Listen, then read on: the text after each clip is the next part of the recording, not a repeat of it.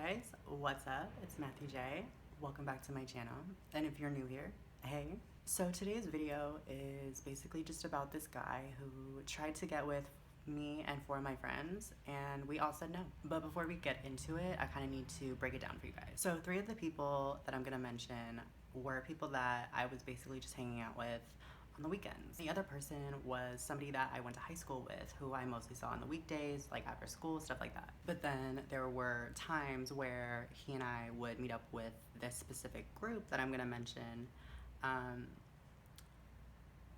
and that was kind of more on a occasional basis. Hopefully that makes sense, but there's a lot of overlap, so bear with me.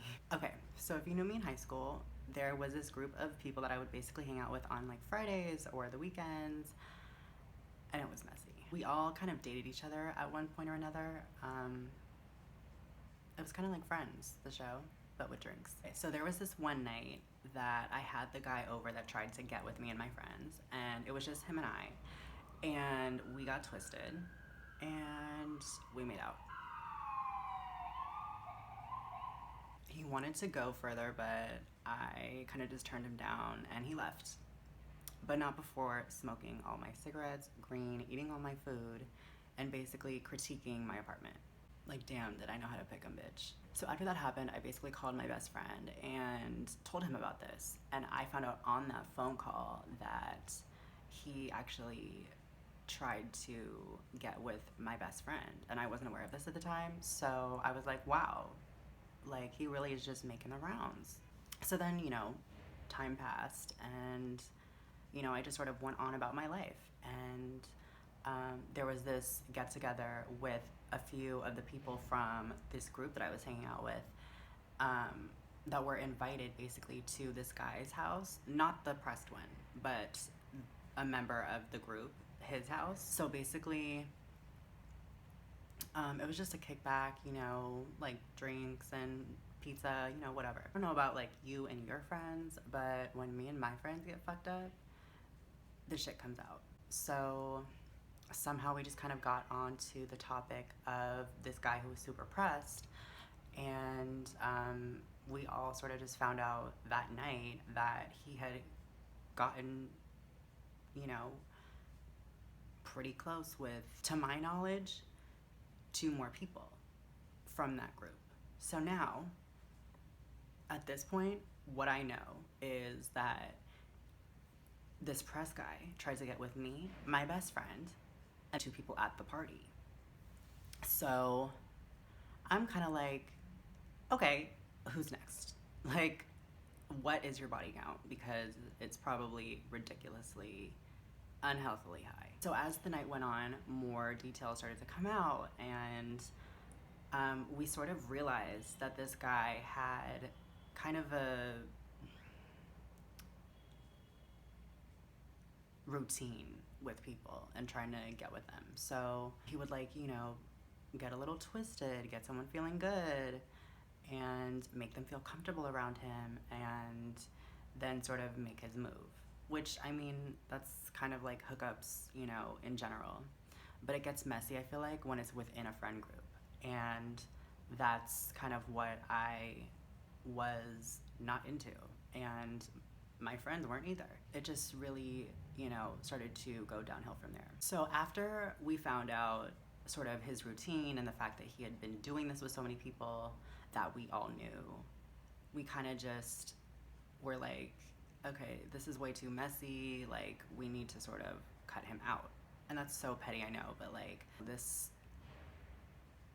really was a time where I was kind of immature and petty. It's definitely not something that I am proud of. And doing that definitely is not something that I'm proud of looking back. And it definitely was a regrettable moment, because I definitely know what it feels like to have quite a few people cut you off. I definitely learned my lesson from that. I was just sort of in this mindset of like, nah dude, who do you think you are? Some goddamn Adonis? Wake up. So then about a year later, I find out from yet another friend that this person, the pressed one, was trying to get with him. a year after all of this happened. So I was like, okay, he's just not gonna give up. And this was the friend that I went to high school with, the one that I would see, you know, mostly on weekdays after school. And what shocked me about this was that he really wasn't a, you know, permanent fixture of this group. He didn't really like the energy, and it was something that I kind of ignored at the time because I was like, you know what? I'm not really used to feeling accepted by a whole bunch of people, you know, that run in the same circle. So I was sort of naive to just this person's like games, and I sort of tried to give them the benefit of the doubt, but it's like, how many times can you do that before you kind of wake up and realize the truth about somebody? And now that I think about it, a lot of my life has been spent drunk. Do I have a drinking problem? So basically, to make a long story short, after I heard about this guy trying it with someone who wasn't even part of this particular group, I was like, wow, this bitch is really trying to get more action than the Lincoln Tunnel. And me being young and sort of immature at this point, I, you know, was kind of just impulsive and decided to block this person on all social media and their number so they couldn't contact me. I just really was like very uncomfortable. I like really hadn't been in a situation like that, and it was just really too close for comfort. And let me be clear, like, none of us were perfect, me included. You know, I definitely had my moments, and I still do to this day. But I think, you know, to sort of have such little respect for others, come on, dude, get it together. And I just sort of started to realize that, you know, this wasn't just a coincidence. This wasn't just because we were all friends. Like, it was a lot deeper than that. And after this situation sort of all came to light for all of us, this group sort of really fell apart, and it became really toxic, and then there was a bunch of gossiping and shit talking and lies spread, and just, it was really bad. It was sort of the beginning of the end, you could say.